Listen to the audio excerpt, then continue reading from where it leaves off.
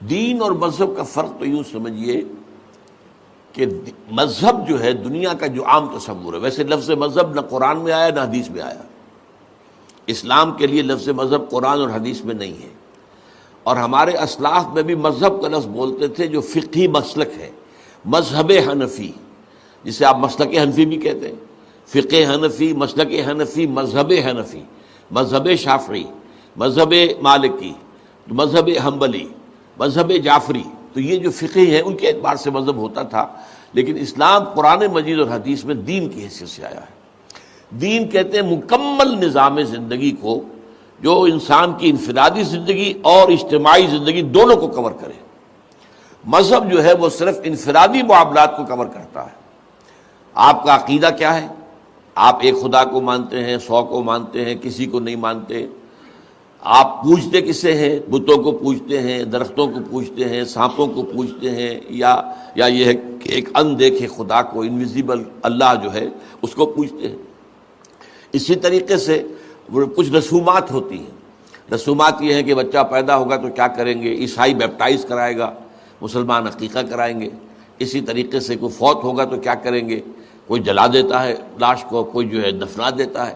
یہ چیزیں جو ہیں یہ انسان کی، اسی طرح پرائیویٹ جو ہے پرسنل لاء میں شادی بیاہ کا معاملہ ہے، وراثت کے معاملات ہیں، یہ ساری چیزیں وہ ہیں جو مذہب کے اندر آتی ہیں۔ تو اسلام میں مذہب بھی ہے، اس کے ساتھ ہی اس کے اندر ایک سیاسی نظام ہے، معاشی نظام ہے۔ اب اس نے سود کو حرام قرار دیا ہے، شراب کو حرام قرار دیا ہے، جوئے کو حرام قرار دیا ہے، فحاشی کو حرام قرار دیا ہے، منشیات کو حرام قرار دیا ہے۔ اس ذریعے سے آمدنی کرنا حرام ہو جائے گا، ممنوع ہو جائے گا، اس کا نظام بنانا پڑے گا۔ ہر شہری کی بنیادی ضروریات فراہم کرنے کے لیے زکوٰۃ کا نظام نافذ کرنا پڑے گا۔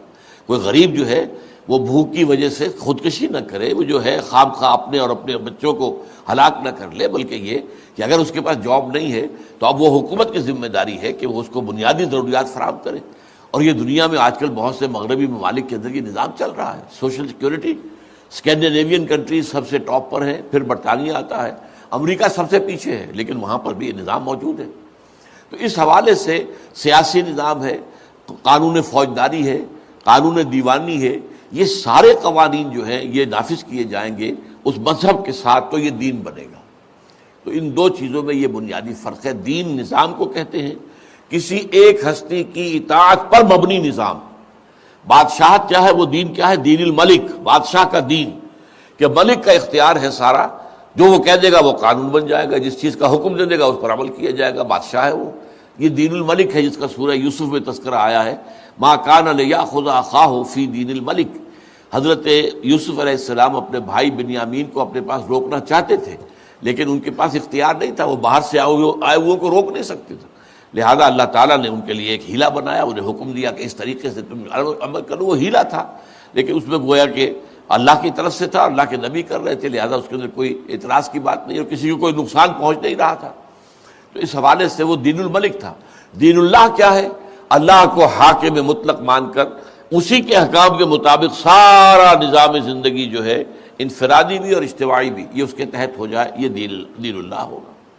تو یہ فرق ہے دین اور مذہب کے اندر۔ آج کل کی دنیا میں کیا معاملہ چل رہا ہے؟ سیکولرزم کسے کہتے ہیں؟ وہ یہ کہتے ہیں کہ مذہب کے اعتبار سے سارے مذاہب کو ایکوی سٹیٹس، برابر کا درجہ رکھو، بالکل، اور جو چاہے جو مذہب چاہے وہ اختیار کر لے۔ لیکن جو سینٹر ہے ہماری اجتماعی زندگی کا، سیاسیات، معاشیات، سماجیات، ان کے اوپر کسی مذہب کا کوئی عمل دخل نہیں ہوگا۔ تو 100 مذہب بھی ایک جگہ رہ سکتے ہیں، دین دو نہیں رہ سکتے، دین تو ایک ہی رہے گا۔ یا تو یہ مرکز کے اندر نظام اللہ کا ہوگا تو اللہ کا دین ہے، بادشاہ کا ہوگا تو بادشاہ کا دین ہے، جمہور کا ہوگا تو جمہور کا دین ہے، جمہوریت جسے ہم کہتے ہیں وہ دین جمہور ہے، کہ اختیار جو ہے وہ جمہور کے ہاتھ میں ہے، وہ اپنے نمائندے چنیں گے اور جو چاہیں گے قانون بنا دیں گے، اس حوالے سے وہ دین جمہور ہے۔ تو دین دو نہیں ہو سکتے، یا اللہ کا دین ہوگا یا دین الملک ہوگا یا دین جمہور ہوگا، ان میں سے ایک ہوگا، دو نہیں ہو سکتے۔ مذاہب 100 بھی ہو سکتے ہیں۔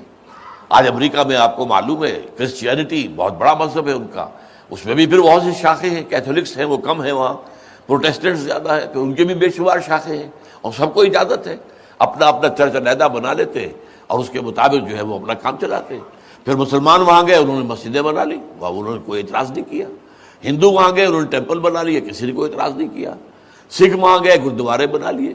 اور یہودی تو وہاں پر ہیں ہی بہت اہم پوزیشن کے اندر، انہوں نے جو ہے سینیگاگس بنائے، سلوتا کہلاتے ہیں ان کو. تو یہ آزادی ہے سب کو. آج دنیا کا اصول یہ ہے کہ مذہب کی آزادی ہر فرد کو حاصل ہے، لیکن نظام اجتماعی جو ہے وہ کسی ایک اصول کے تحت طے ہوگا. اور جدید اصول یہ ہے کہ انسان خود حاکم ہے اور وہ اپنے لیے قانون خود بنا سکتا ہے اپنے نمائندوں کے ذریعے سے. یہ ہے سیکولرزم. آج پوری دنیا کے اندر آپ کو معلوم ہے کہ اسی نظام کے تحت قانون جو ہے بن رہا ہے. مردوں کی شادی، دو مردوں کی شادی ہو رہی ہے، باقاعدہ رجسٹر ہو رہی ہے. ایک مرد شوہر ہے، دوسرا مرد ہی بیوی ہے. لیگلی جو بھی حقوق ان کے قانون میں ہیں بیوی اور شوہر کے، وہ ان کو حاصل ہوں گے. جو مرد مانا گیا ہے شوہر، اسے وہ حق حاصل ہوگا، اور جس مرد کو بیوی مانا گیا اسے بیوی کے سارے حقوق حاصل ہوں گے. لیکن ظاہر بات ہے کہ دو مرد، یہ خلاف فطرت، قدرت کے خلاف اور نظام فطرت کے خلاف بغاوت ہے.